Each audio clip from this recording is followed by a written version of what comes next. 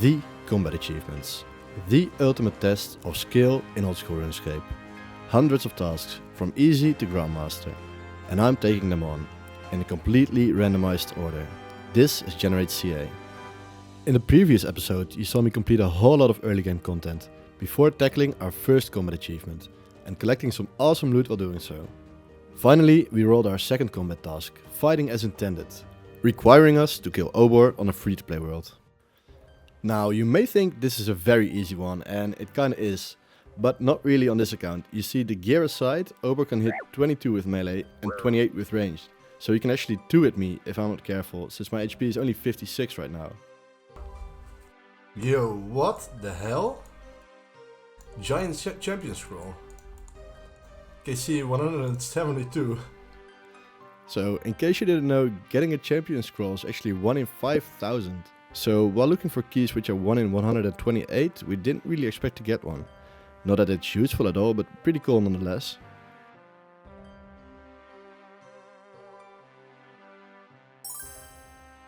There we go, giant key. Now, I still have to change all my gear, but we can almost start. So the biggest feedback I got based on last episode was that it's okay if I put less emphasis on not completing combat tasks and instead focusing more on just completing the task at hand. Now personally I think that this is also a much more fun way to play. This means I'll just not be looking at the boss's list of other combat achievements from now on and accepting whichever combat tasks I will complete alongside the one that I'm going for. Oh, I'm out of prayer. Wait, I don't have a tally? I put my tally runes in my rune pouch. I'm so stupid. If I have to tell you, I'm gonna climb the rocks. I hope it doesn't stall me or anything. Or this probably works. Oh, it doesn't work as a tally. Okay, good to know. Please, just hit twice. Oh my.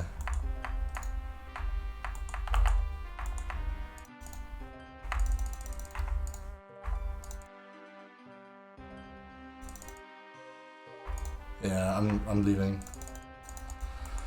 Ah, I messed it up, man.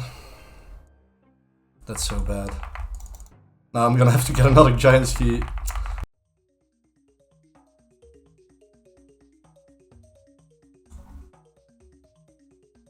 There we go, another one. I think the main issue with the last attempt was that I was using a member shield, the mirror shield, and in case you didn't know, the stats go to all zeros in free-to-play worlds. So this time I'll get myself an adamant kite shield for the extra defense bonuses. Enter Obor's lair. Oh no. Oh no. Oh my god, I'm so stupid. I just entered on the member world. Oh, that's so dumb. I guess back to the giants we go. There it is, man. There it is. 637 kills. That's crazy. Okay, time to try again.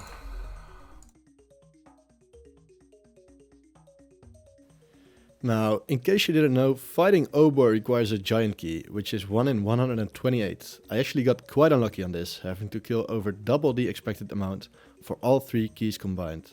Yikes.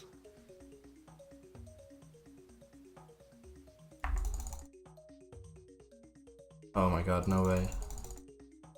There's just no way. Please. Please, come on.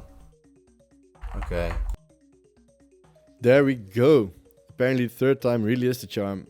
Over 600 hill giants killed, and we finally achieved the fighting as intended combat achievement. I have to say this took me embarrassingly long. Now, without further ado, let's find out what our next combat task is.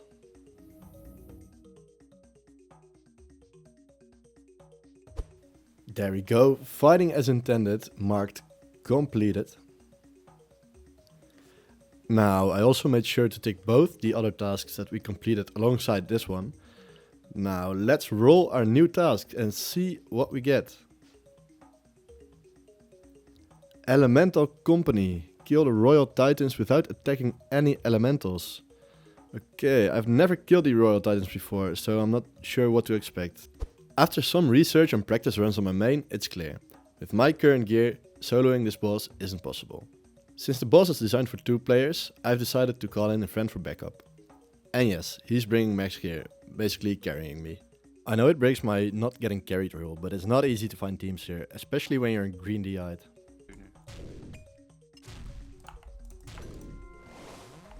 Nou, deze is nog 20. Easy. Let's go. Elemental Company. Thanks, maat. Hoppa. En een dwarf eat seed. We are back on our good old spreadsheet. We have completed the task without completing any combat achievements with it. So let's generate a new one. Deranged Archaeologist Novice. Kill the Deranged Archaeologist 10 times. Alright.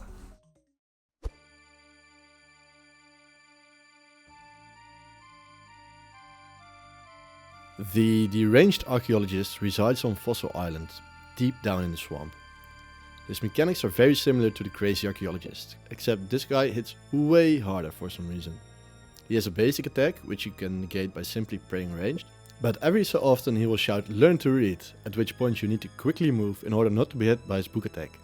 If you fail to do this, however, you get hit with 3 books, each dealing a maximum of 56 damage. That means this boss can hit up to 168 in a single game tick. In other words, this boss is extremely dangerous and 1 second of lag or distraction could easily end the hardcore status of my account.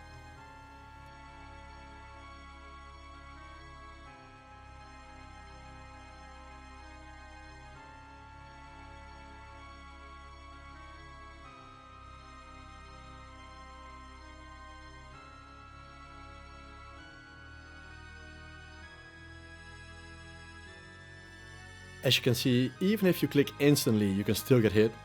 This time I was lucky it was only an 8, but it just as well could have been a 56.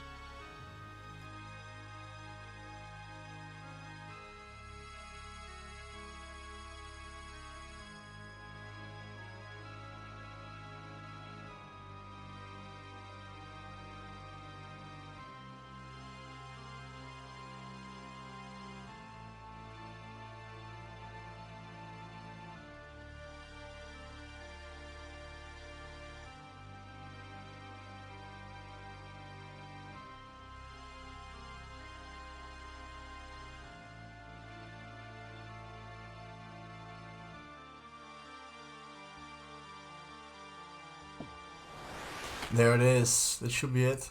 Yeah, we've done it. 10 kill count. Deranged Archaeologist Novice. Back to the spreadsheet. Deranged Archaeologist Novice completed. Let's generate the next one. Temporos Novice. Subdued Temporos 5 times. Okay, nice. So Temporos or Temporos is actually completely risk-free since you cannot die here.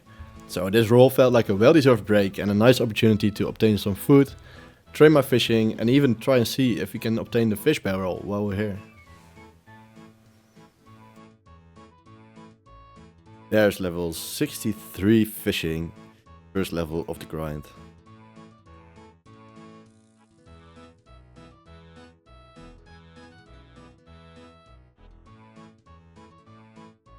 There's the Lone Angler. Oh, that's for completing a solo game, I guess. 64 fishing coming in. There it is, Temporos Novice. Easy 1 point. We did get a lot of combat achievements while doing this. Because if we look at the Temporos combat achievements now, White Cook is done, the Lone Angler is done, Master of Buckets is done, and Temporos Novice is done. And if you were wondering if I got anything from the permits, the answer is unfortunately no. However, we did get some nice fishing and cooking experience from this task. Back to the sheet we go. Let me complete Temporos Novice. There we go. And before I forget, let me tick off the 3 other combat achievements that we achieved through rigorous combat at the Temporos. And time for a new task. The Demonic Punching Bag. Kill a Bloodveld. Now, as you can see, my Slayer level is only level 46 and we need level 50 for Bloodvelds. That means the next episode will be filled with lots of Slayer training.